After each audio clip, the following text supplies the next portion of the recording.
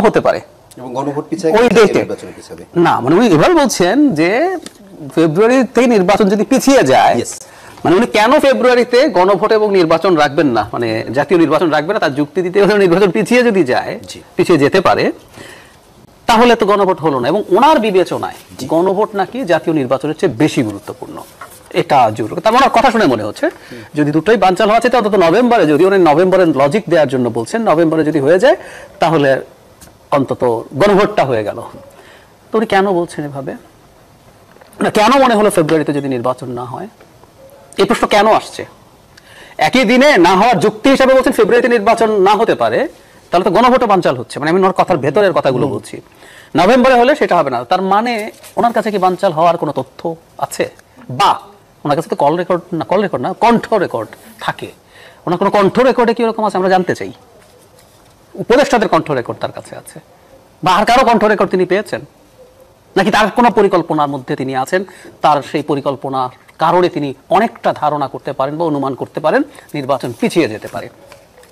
সেই কারণে আমি যদি সবগুলোকে একত্র করি, শঙ্কার জায়গা আছে। এবং এই যে কমিশন যে রিপোর্ট দিল, মানে আমার একটু হালকা ঢঙে একটু বলি, মানে এটা সালাউদ্দিন কমিশন থেকে এখন এটা রাসিন কমিশন হয়ে গেছে কিনা আমার কাছে আবার সেটা একটু মনে হয়। আচ্ছা, আমরা ওই জায়গাটা যাব না, আমি একটু সামান্য একটু যোগ করে রাখি, এই যে শেষ পর্যন্ত যেভাবে ইমপ্লিমেন্টেশনের সাজেশন দেওয়া হলো, এটাও কিন্তু একটা সংঘাতের পরিস্থিতি তৈরি করছে। আমি এইটুকু বলি, ওইটা আমরা যাবো পরে।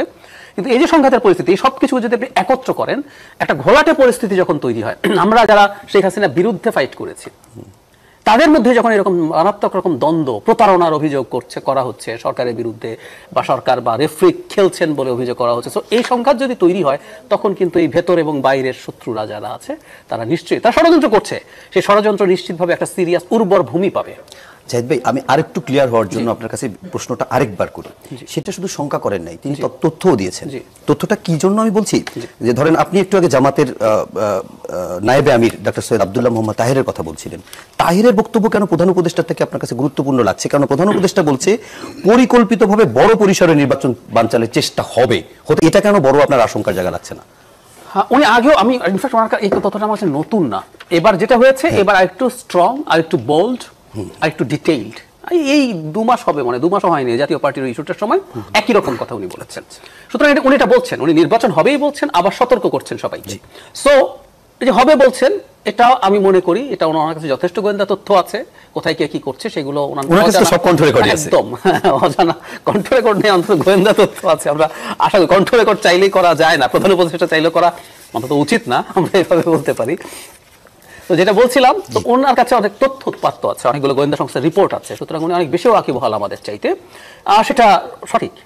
এবং জনগণকে, এবং আমি ধারণা করি এটা শুধু নিজের না, উনি রাজনৈতিক দলগুলোকে হয়তো এই বার্তা দিচ্ছেন যে তোমরা তোমাদের নিজেদের মধ্যে বিভেদ বাড়িও না।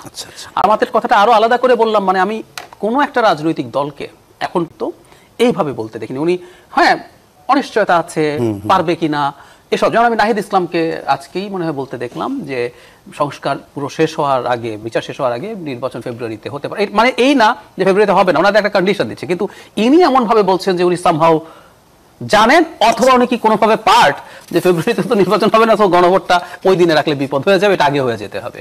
ওই প্রসঙ্গটা আমরা ভাবছিলাম পরে আসবো, যেহেতু আপনি নিয়ে আসছেন, সুতরাং